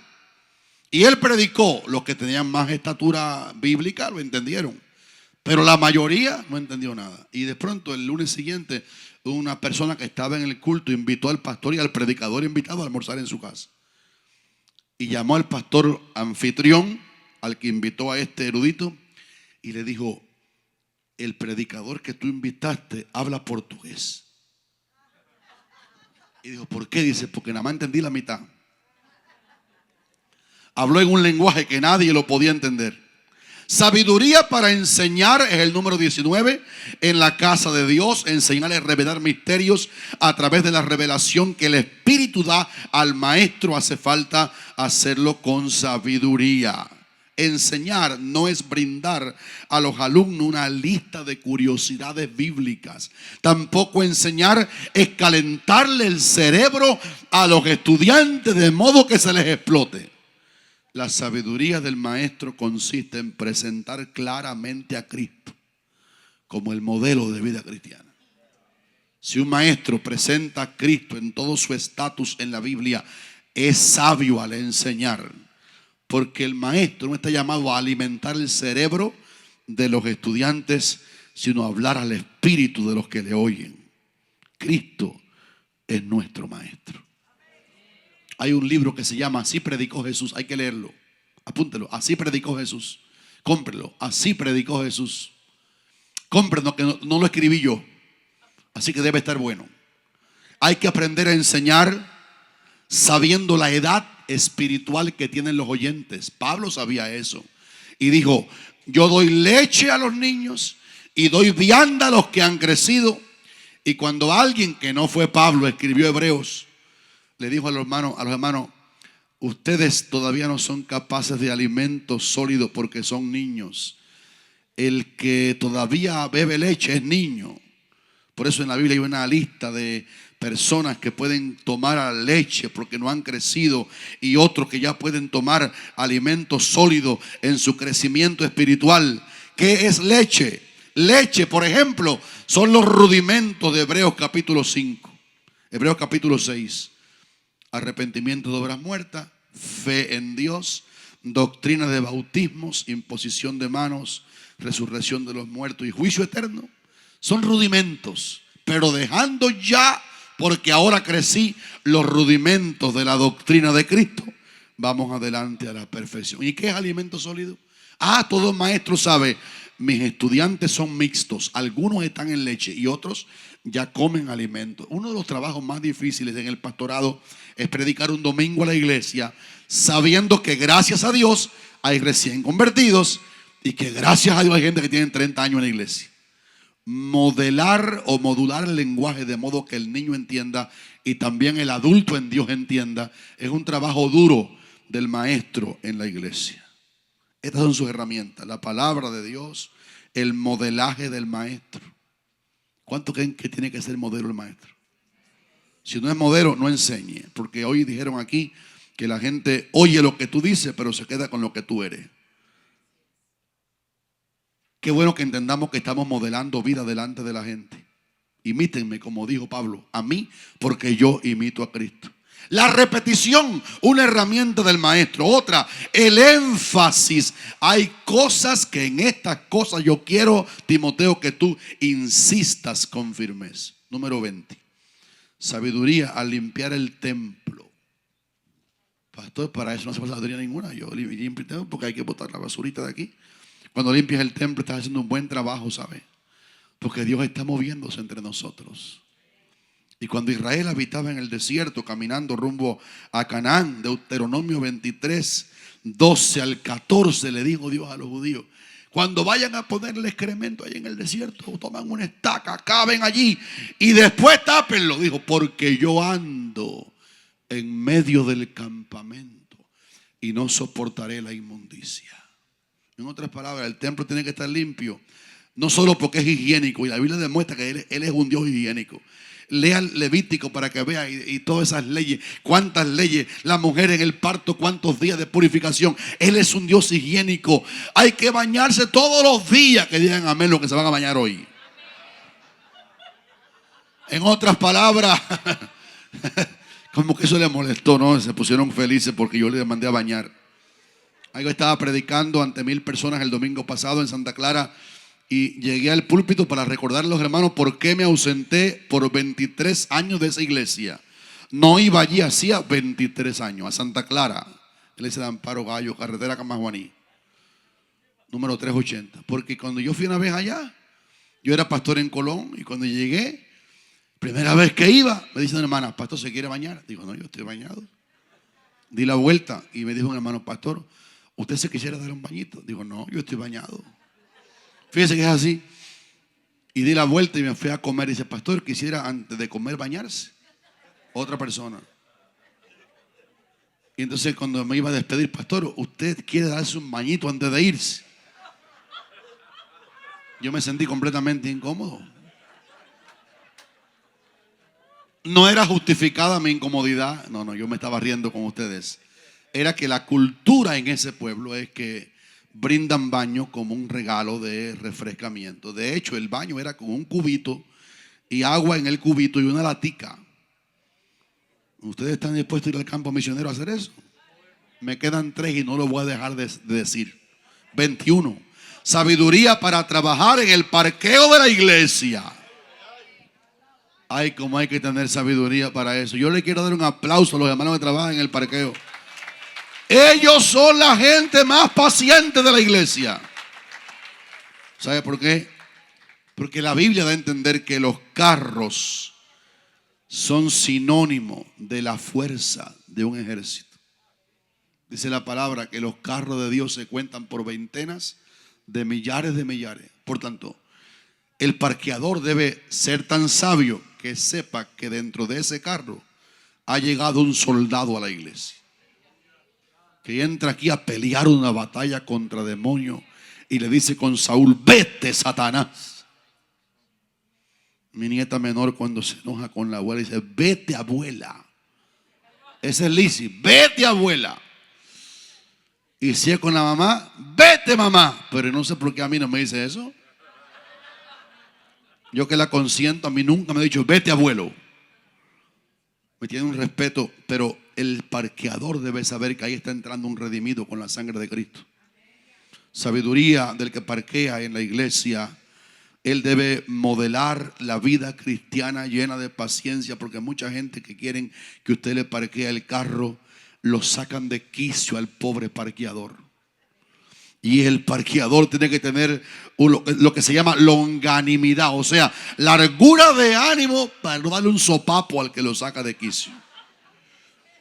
Bueno, queremos decirles que estas verdades son tan prácticas, pero que en ellas nos hace falta ser sabios para servir a Dios. Y voy a consolarle con esto: si alguno de nosotros, yo también, tiene falta de sabiduría, pídasela al Señor, el cual dará a todos abundantemente y sin reproche, y le será dado. Limpia el templo con sabiduría, parquee los carros con sabiduría. Y me faltan solamente 2. El 22 dice así. Este le va a gustar a ustedes muchísimo. No quiero que se vayan sin el sabiduría para entender cómo Dios suple la economía de la iglesia. ¿Quieren mi secreto? El de la Biblia. Hay un secreto: cómo la economía fluye, para que no sea fustigar a los hermanos pedirle ofrenda. Algunas megas iglesias de Miami han centrado la mirada en la gente a pedirle dinero, y dinero, y dinero, y dinero, y dinero, y casi están vendiendo el evangelio por dinero. Hasta los milagros lo venden por dinero. Siembras y Dios te va a sanar tu enfermedad. ¿Qué clase de mentira, Laureano? Jesús lo hace todo de gratis. Está lleno de gracia y de verdad. Pero la manera como Dios suple la economía de la iglesia es así. Dios tiene un compromiso de sustentar su palabra. Si el pastor, el ministro, predica abundancia de palabra, va a pasar lo que está pasando aquí en Monte de Sión. En las iglesias todas no va a faltar la economía en una iglesia que tiene abundancia de palabra.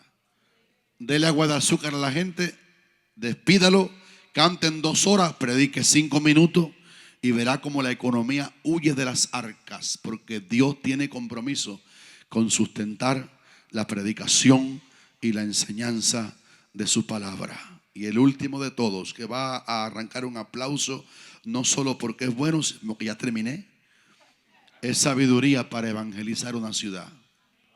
Lo voy a decir de memoria y terminé. No llega a las casas, toca las puertas reprendiendo al diablo. Hacerlo es falta de sabiduría. Hacerlo es falta de percepción. Hacer eso es necedad. Reprendo, diablo, ahora mismo. Alguien le abre la puerta, Usted va allí como un embajador de Cristo y cuando le abren la puerta, que no es su casa, es la casa de un desconocido, usted dice: te reprendo, diablo. Porque ve al hombre que abrió la puerta lleno de collares de espiritismo. Usted se puede reprender al diablo delante del hombre. Pero no es solamente el diablo que está, también está el hombre. Me explico, que es la víctima. Y ahora te reprendo, diablo. Falta de tino en el evangelismo. Usted va a brindar al Cristo, que cuando la persona con collar y todo lo reciba, Cristo le va a quitar el collar después. Alguien diga aleluya con hambre. O si le abren la puerta y en la sala de la puerta ajena, abierta a usted como evangelista, hay un altar así de grande, no comience su mensaje diciéndole: tienes que botar ese muñeco muerto porque te vas para el infierno. Porque si lo hace, está carente de sabiduría. Esa es la casa de otro. Ese altar es de él. Ese collar es del hombre. Usted entregue la dinamita del evangelio, porque el evangelio lo va a cambiar todo. La gente van a botar las modas mundanas, van a botar la brujería, van a bajar los altares, porque si una persona cambia por mi palabra, no ha nacido de nuevo. Pero si el Espíritu Santo lo cambia, eso fructifica para vida eterna. Pónganse de pie, mis hermanos. Si alguno quiere conmigo pedirle que Dios me dé sabiduría, levanta tu mano con nosotros al cielo por un momento. Sí. Padre, hemos terminado hoy lo que mañana va a continuar en ambos servicios aquí. Y hemos estado, Señor, bebiendo de todas las lindas conferencias que mis amados colegas han compartido y de la palabra anoche. Estos asuntos prácticos nos hacen falta para movernos en tu obra y hacer un trabajo lindo para tu gloria. Yo te quiero pedir con mis hermanos que nos llenes de sabiduría del cielo para poder funcionar en tu obra, para poder hacer lo que el conocimiento ya tiene. Porque el conocimiento no se puede poner a accionar si no hay sabiduría. Danos ciencia, danos saber, danos conocerte. Que nuestro trabajo en ti nos haga saber cuidar el templo del Espíritu Santo. Nos haga trabajar como mujeres, parqueadores, adoradores, que dirigen el culto, que abren los ojos, que miran a aquellos a quienes están invitando a adorar. Que ese músico sepa que el instrumento no está ungido, pero que él está ungido. Y la instrumentación saldrá con la unción del adorador. Te pido que nos ayudes como predicadores a saber dominar el reloj ministerialmente, de modo que los cultos comiencen exactamente a la hora acordada. Aunque la gente toda no esté, ayúdanos a no captar sillas vacías con nuestras cámaras, para dar una información sabia en la iglesia de tu sabiduría. Levanta bandera sobre cada hombre que tiene su esposa y cada esposa que tiene su esposo. Levanta tu bandera de sabiduría al enseñar la palabra, de modo que no tratemos de llenar el cerebro de información, sino el espíritu contactado por Cristo adentro, para que Él sea siempre el modelo de vida. Y despedimos diciendo: te pido la paz para mi ciudad, te pido el perdón por mi ciudad. Ahora me humillo y busco tu rostro. ¿A quién iré? ¿A quién iré, Señor? Sino a ti. Te pido la paz, te pido la paz. Levanta tus manos, cansadas como están. Te pido el perdón por mi ciudad. Ahora me humillo. Pastor Samuel Lowe. ¿A quién iré, Señor, sino a ti? ¿A quién iré? ¿A quién iré, Señor, sino a ti? Los sugieres van a repartir las carpetas. A ver, los sugieres. ¿Todos tienen las carpetas? Todos las tienen. Faltan algunos que no la tienen. Por favor, si no la tienen, en la puerta les van a entregar una carpeta con toda la información que hemos compartido, de modo que lo puedan recibir para su bien. Presbítero, despídenos de aquí en oración. Recuerden, queridos, sus iglesias van a ser multiplicadas. Dios suplirá economía en tu iglesia. Levante la mano y reciba, antes que el pastor despida. Reciba economía de Dios en su iglesia, en su casa, en su economía propia. Yo puedo dar de lo que tengo. Monte de Sión es una iglesia que Dios ha sustentado económicamente en una manera maravillosa. El amor del Señor. Deje su mano en alto, pero que voy a decir esto. Nosotros no le damos privilegios en la iglesia desde el punto de vista del púlpito, hermanos que tienen un salario y no diezman. Porque si tienen un salario y no diezman, ellos desconsideran la obra de Dios. ¿Cómo usarlo aquí si ellos menosprecian la obra de Dios? Eso es una regla. Tenemos que dar para que la iglesia tenga. Vamos a orar. Pastor, despide. Señor, gracias te damos por la bendición de todo lo que aquí se ha recibido. Gracias por tus palabras, las conferencias, por el ambiente maravilloso de tu Espíritu Santo que ha fluido en este evento. Que podamos regresar a nuestros puntos de predicación, Señor, llevando la visión que aquí se ha vertido en esta asamblea. Que la gracia, que el favor de tu Espíritu Santo nos acompañe. Aleluya, y que podamos llenarlo todo con el Evangelio de Cristo, Señor. Apreciamos y felicitamos el esfuerzo de cada hermano y hermana, ministro, pastor, líder de cada iglesia que ha venido a este evento para darte gloria y darte alabanza. Bendice el almuerzo también. Bendice las manos que con tanto amor lo han preparado para nosotros. Y que tu nombre siga siendo exaltado. En el nombre de Jesús. Amén y amén.